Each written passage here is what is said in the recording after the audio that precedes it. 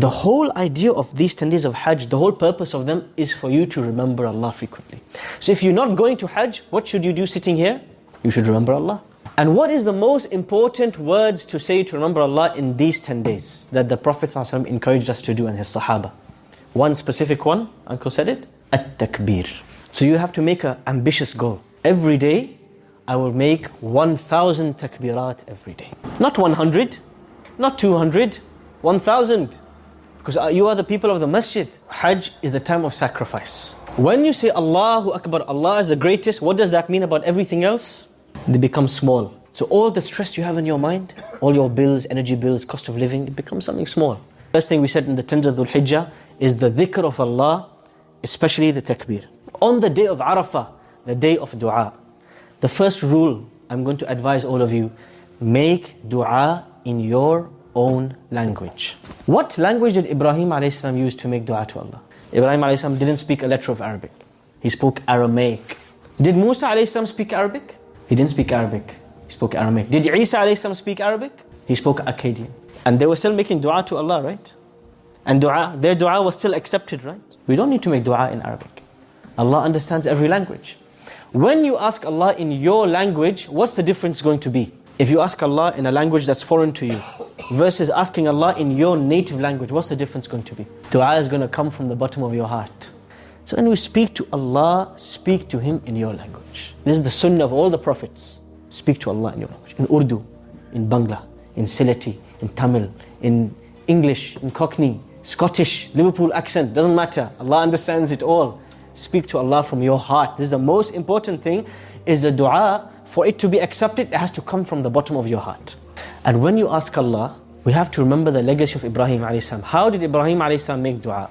Remember when Ibrahim a.s. left his family in the middle of the desert, what did he ask Allah? رَبِّ إِنِّي أَسْكَنْتُ مِنْ ذُرِّيَّتِي بِوَادٍ غَيْرِ ذِي زَرْعٍ عِنْدَ بَيْتِكَ الْمُحَرَّمِ. Oh Allah, I left my family in a place with nothing next to your future house. Now if you left your family in the desert, what would you first ask Allah for? If you left your wife and children in the middle of the desert, what would you ask Allah for? Sorry? Protection. And what else would you ask Allah for? Food, water, survival basically, right? See what does Ibrahim a.s. ask Allah for? This is the best lesson. رَبَّنَا لِيُقِيمُوا الصَّلَاةِ. Oh Allah, make them people who pray salah. فَجَعَلْ أَفْئِدَةً مِّنَ النَّاسِ تَهْوِي إِلَيْهِمْ. And make people love them and want to come and live next to them. Community. وَارْزُقَهُم مِّنَ الثَّمَرَاتِ لَعَلَّهُمْ يَشْكُرُونَ.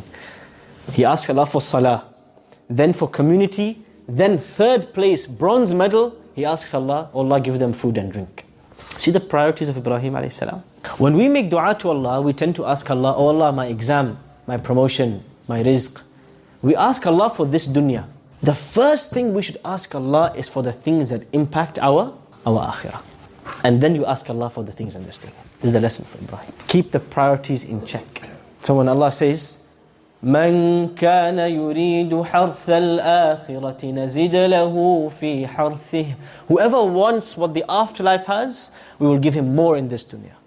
وَمَنْ كَانَ يُرِيدُ حَرْثَ الدُّنْيَا نُؤْتِهِ مِنْهَا وَمَا لَهُ فِي الْآخِرَةِ مِنْ نَصِيبٍ. And if you just want this dunya, we will give it to you and you'll have nothing in the afterlife. Make dua for your children. That's what Ibrahim a.s. He's not just asking Allah for himself. He's asking Allah, make my children people who pray salah. Make dua for your grandchildren. Even if you don't see them, they're not alive, make dua for them. Because you and me, we have very limited ability.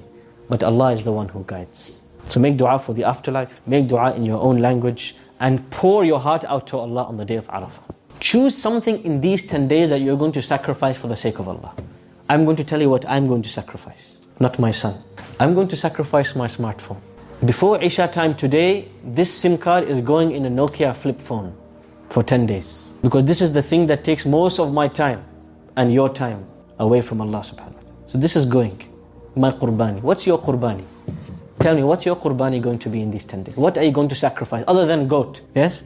What in your life are you going to sacrifice in these 10 days? The path to becoming close to Allah and becoming from the awliya is qurbani. You have to sacrifice something. You will never reach righteousness until you spend from the things that you love. So you have to tell me, what do you love the most in this dunya? Is it money? Give £1,000 for Allah this Dhul Hijjah. Is it your time? You don't want to give your time to anyone? You're going to do i'tikaf in the masjid for one day. One day you're just going to give to Allah in the masjid. What do you love the most? You give it for the sake of Allah. This will push you to new heights in your closeness to Allah. Because how did Allah test Ibrahim alayhi salam? Tell me, Allah could have asked Ibrahim alayhi salam to take his own life. But is that the most beloved thing to Ibrahim? He can take his own life, no problem. But what is more beloved to him? The life of his son. Why? What is special about Ibrahim alayhi salam and his son? Who can tell me? Why does Ibrahim alayhi salam have a special love for his children more than any of us here today? Yes. How old, roughly, do anybody know how old was Ibrahim alayhi salam when he had his first child? In his 90s. Imagine you have to wait till age 90 to have a child. How much you're going to love this child? Yes? Because Ibrahim alayhi salam waited. Imagine this situation. This happens today. A woman becomes pregnant. She waits 8.5 months to see the face of this child. And then the child dies in the womb. She has a miscarriage. How upset is this lady? It will take her years to recover from this death. Because she waited. Allah took him away. Ibrahim alayhi salam waited 100 years to see the face of this child. He sees the face of this child. The child grows up. Just before he's a man, Allah says, finish, time up. This is such a huge test. But Ibrahim alayhi salam straight away says, إِذْ قَالَ لَهُ أَسْلِمْ قَالَ أَسْلَمْتُ. Oh Allah, you order, I follow. There's no question. This way we need to reach.